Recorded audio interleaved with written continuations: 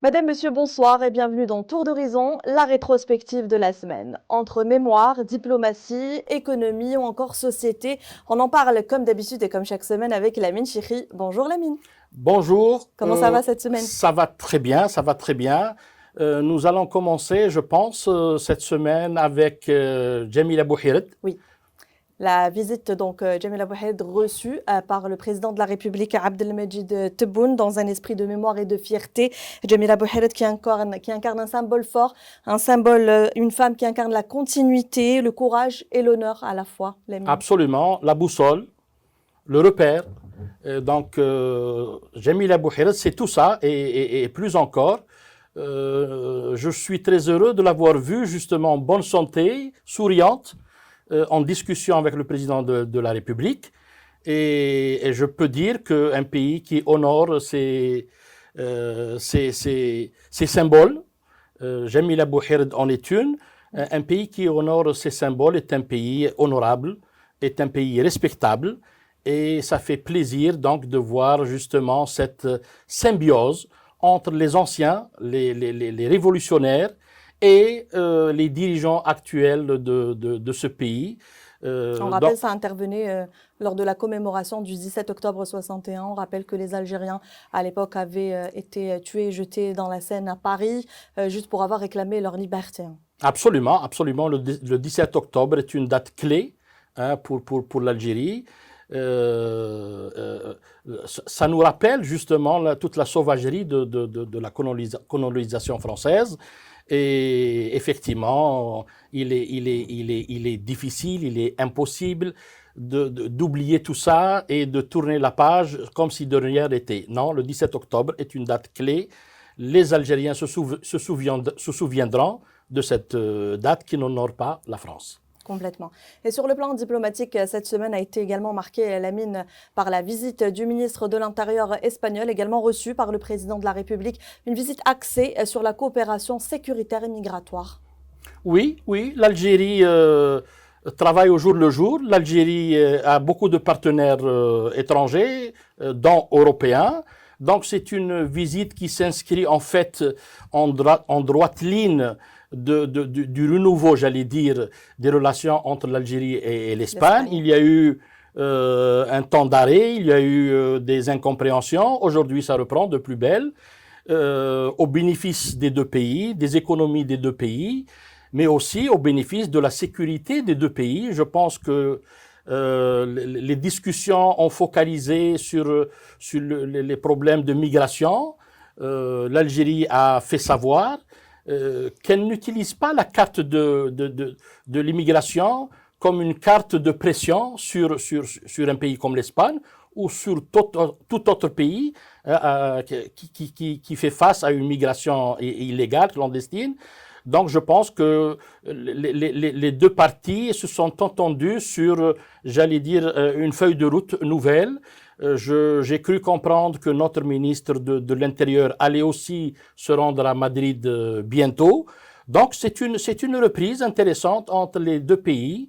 Bien entendu, je suis pratiquement persuadé que le gaz aussi, entre autres, hein, ce liquide précieux a été évoqué entre les deux pays. Donc voilà, c'était effectivement une rencontre importante cette semaine. Et tu me tends une perche, Lamine, justement, car l'Union européenne cherche plus que jamais de nouveaux partenaires stratégiques en matière d'énergie, en matière de gaz, spécialement pour justement remplacer le gaz russe. On le sait, hier, il y a eu un vote au Parlement européen où les Européens, justement, ont décidé d'interdire ou d'arrêter d'importer le gaz de Russie et cherchent de nouveaux partenaires. Et l'Algérie peut être un partenaire stratégique fiable. L'Algérie est déjà un partenaire, mais il faut se méfier, il faut être prudent.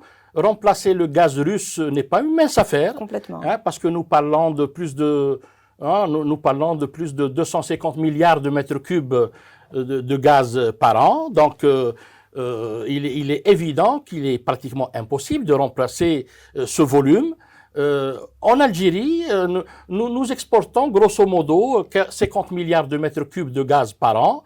Nos partenaires sont essentiellement l'Italie, l'Espagne, le Portugal, et d'autres pays.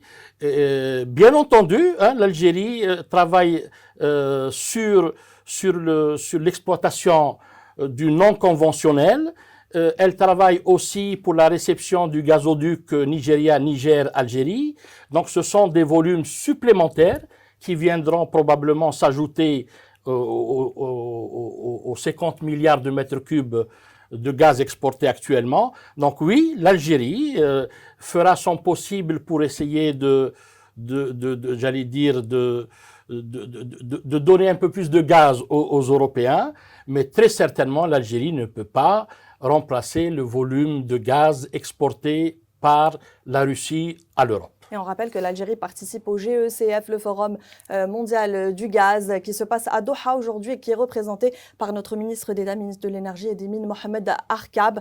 Et certainement qu'on parlera également de gaz russe lors de ce forum, Lamine. Tout à fait, c'est le forum où on ne parle que de gaz, et obligatoirement du gaz russe, parce que c'est l'un des plus gros producteurs de gaz, exportateurs de gaz au monde. Donc, on verra quelles seront les recommandations hein, de ce forum. Mais effectivement, la donne européenne vient compliquer encore la chose, puisqu'ils essayent de ne plus recevoir le gaz russe. On verra comment ça va se faire. Très certainement, je pense aussi que ça pourrait avoir un effet sur les prix du gaz, qui vont probablement augmenter un peu. Est-ce qu'on peut dire tant mieux pour nous puisque nous exportons du gaz? C'est à voir également. Mais bon, voilà, cette histoire du gaz, elle est très compliquée, très complexe. Et l'Algérie fera ce qu'elle devra faire, c'est-à-dire continuer d'être, j'allais dire, un pourvoyeur sérieux, hein, vis-à-vis des partenaires européens. Et on suivra ça avec beaucoup d'attention. Et dans l'actualité internationale, on parlait la semaine dernière d'une crise, la crise en France. On pourrait peut-être s'attarder, avant de parler du Mali, parce que j'allais aborder le Mali, mais on pourrait peut-être s'attarder sur une arrestation historique en France, celle d'un président.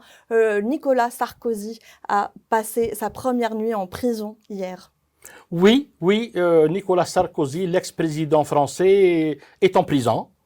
La presse française ne parle que du packaging. La presse française parle des livres qu'il va lire en prison. La presse française focalise sur sa femme, sur ses enfants. Il y a un peu de communication, on va dire. Il y a beaucoup de communication, mais je pense que la presse française oublie l'essentiel. C'est que Nicolas Sarkozy est un escroc, est un criminel qui a été jugé coupable par la justice française, et je pense qu'il faudrait retenir ce seul fait, celui d'un homme qui a été jugé par la justice et qui est en prison à cause de ses méfaits. Tout le reste, c'est du décor pour faire j'allais dire de l'audimat et tout cela. Et la semaine dernière, la pression a été autour du Premier ministre français. Cette fois-ci, on va parler du Mali. Assimi Goïta, qui est également sous pression entre pénurie d'essence, coupure d'électricité et colère populaire. Celui qui promettait sécurité et prospérité semble aujourd'hui perdre la main. Oui, Assimi Goïta, le putschiste en chef du Mali, est dans une très mauvaise posture. Il est pratiquement encerclé par les groupes armés qui ont encerclé Bamako. Et donc la situation devient critique pour lui. Et on verra si ça pourra, s'il va sauver sa tête ou pas. En tout cas, pour Assimi Goïta, la situation se complique de jour en jour. Tu l'as évoqué, pas d'essence, pas d'électricité, colère populaire. Assimi Goïta aussi, en refusant de revenir à des élections, à remettre le pays sur des rails, j'allais dire constitutionnels, à organiser des élections présidentielles. Assimi Goïta fait exactement le contraire. Il s'agrippe au pouvoir, et voilà, la situation lui échappe de jour en jour. et ça risque de lui exploser à la tête, au visage, très bientôt. Et on revient chez nous, Lamine, si tu le permets, pour parler de ce phénomène qui concerne toute la société, celui de la violence urbaine. Il y a eu une réponse ferme. Le président de la République a ordonné la création d'une entité spéciale au sein de la DSI. Oui, tout à fait, tout à fait. Il y a une inquiétude de la société, une inquiétude légitime, hein, suite à des crimes, à des exactions, à des méfaits. Relayé très souvent sur les réseaux sociaux. Sur les réseaux sociaux, sur ces gangs de quartier, ces voyous, ces délinquants. Et puisque c'est relayé justement par les réseaux sociaux, ça a donné un poids assez, j'allais dire même important, mais parfois exagéré. Hein. Il faut raison savoir garder. L'Algérie n'est pas à feu à sang, les quartiers ne sont pas à feu à sang. Il y a de la criminalité, mais voilà, je pense que c'est condamnable qu'on se le dise, mais c'est partout dans le monde. Absolument, absolument. Et je pense aussi que les services de sécurité, les services de renseignement sont en train de faire un excellent boulot, puisque à chaque fois qu'il y a, un crime, on le vérifie chaque jour. Au bout d'un maximum de 24 heures, j'allais dire, les délinquants sont emprisonnés.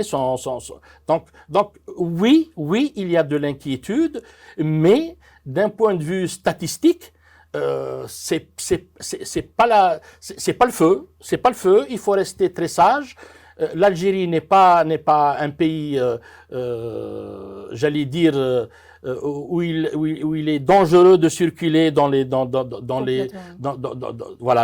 rues, dans les quartiers, dans les villages, dans les villes. Je me suis sentie beaucoup moins en sécurité dans des pays dits développés, hein, juste entre parenthèses. Absolument. Maintenant, effectivement, je pense que nos sociologues devraient se pencher sur ce phénomène.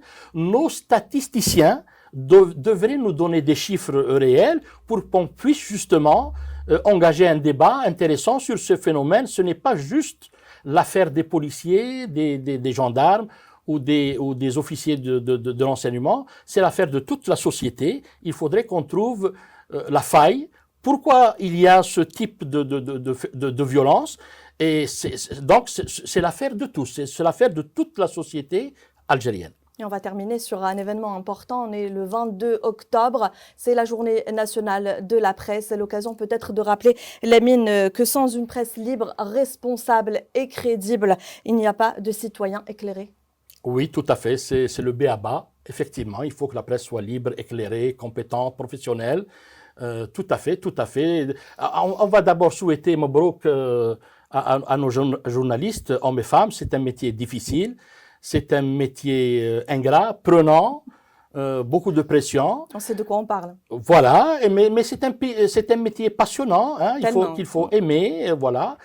Maintenant, il faudrait aussi s'interroger, à l'occasion de cette journée donc, nationale de la presse, s'interroger sur un peu les défis, hein, les challenges hein, qui nous font face.